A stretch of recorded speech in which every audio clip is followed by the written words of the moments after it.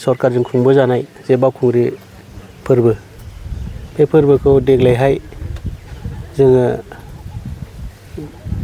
BTR government आरो नैबे फेस्टिभेलनि line डिपार्टमेन्टफोरखौ गासै लाजोबनानै जोङो मोजाङै सावरायदों आरो मोजां डिसिसन लादों। देग्लायनि बावखुंग्रि फोरबोखौ सोलिफु एप्रिल दाननि 12, 13 आरो 14 सानथामनि हाबाफारि लानानै देग्लायनि बे बावखुंग्रि फोरबोखौ मेहेरगोनाङै खुंफुंनो थाखाय थाम-थिम खालामनाय जादों आरो बे हिसाबैनो दा खामानिफोरखौ जों मावबाय थानाय जादों। दा बेहाय जोङो आगोलनिफ्राय जे आयदाफोरखौ लानानै जोङो बावखुंग्रि फोरबोखौ खुंबाय थानाय जादों बेबायदिनो देग्लायनि बे सानथामनि हाबाफारियाव जोंनि दोरोङारि जे हाजो गाखोनाय मोनसे दङमोन बेखौ जोङो कम्पिटिशन बादायलायनायाव लाबोबाय। बे हिसाबै बे हाजो गाखोनाय बादायलायनाय दङ आरो जोंनि बेयाव मोसानाय बादायलायनाय दङ। जोंनि दोरोङारि गेलेनाय खमलायनाय, गिला गेलेनाय, दाउब' आथिं बेबायदि बादायलायनाय दङ। बेजों लोगोसे जोंनि नैबे ओनसोलाव थानाय जाथि माहारिनि माखासे जोंनि हारिमुवारि दिन्थिफुंनाय जों बेखौबो लादों। दा जोङो आसा खालामदों बे सानथामनि मेहेरगोनां हाबाफारिया देग्लायहाय मोजाङै मोजां जाफुंगोन आरो बे बावखुंग्रि फोरबोआव जोंनि बिटिआरनि थागिबिजों लोगोसे आसाम, सारा भारत आरो मुलुगनि बेयाव दावबायारिफोरा बाहागो लाफैगोन जाहाथे नैबे बावखुंग्रि फोरबोआ आरो देग्लायहाय जे बांसिनै आरो गुवारसिनै गोसारगोन बेखौ जोङो मिजिंथिनो सेलेब्रिटि लाबोनायनि बाथ्रा बेखौ जोङो दाबो फाइनाल जायाखै। नेक्स्ट मिटिङाव बेखौ फाइनाल जागोन जों बेखौ मिथिगौ।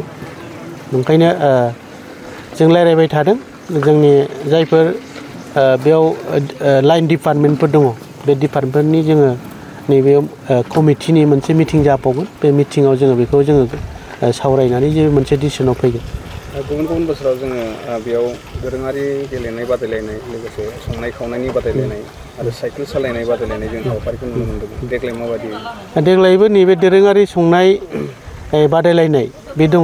जेरैहाय नारजि अमा संनाय बादायलायनाय, अनला दाउ बादायलायनाय आरो गोखा गोखै संनाय बादायलायनाय बेफोर दंजोबो आरो साइक्लिं बेबो दङ।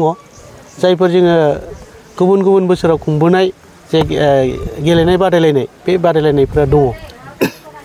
दा माबायदि साखाफारा जाखो बेसेबां जौखोन्दो?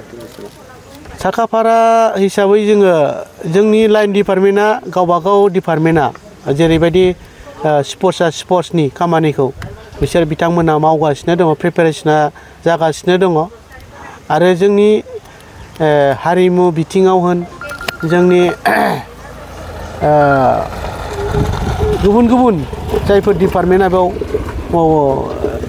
जरित दङ बे जरित हिसाबै जोंनि माखासे खामानिफ्रा जों आवगायबाय थादों। जे बिदिहाय टुरिजिम बे बावखुंग्रि फेस्टिभेलाव टुरिजिम डिपार्टमेन्टआ नडाल डिपार्टमेन्ट जायो।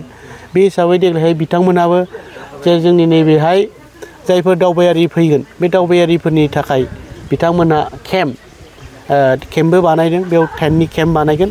दा बेहाय प्रग्राम जानायनि सिगां जायफोरा दावबायफैनो लुबैयो बे दावबायारिफोरनि थाखाय बेबायदि सुबिदाबो होनाय जादों।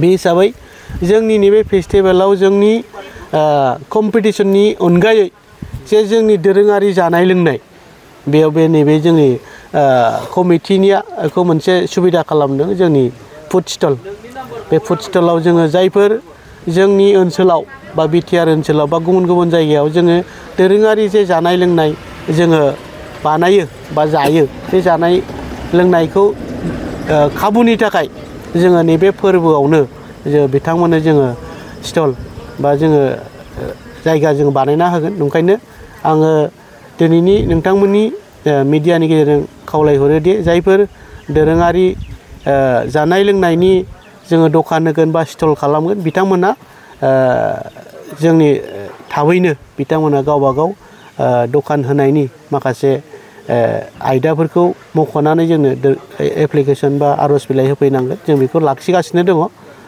बे हिसाबै जोङो जोंनि 12थि जे बावखुंग्रि फोरबो बे बावखुंग्रि फोरबोखौ गुबुन गुबुन बोसोरनिफ्राय देग्लायहाय साबसिनै हामसिनै जोङो बेबायदि खालामनो थाखाय जोङो थाग थियारि खालामबाय थानाय जादों।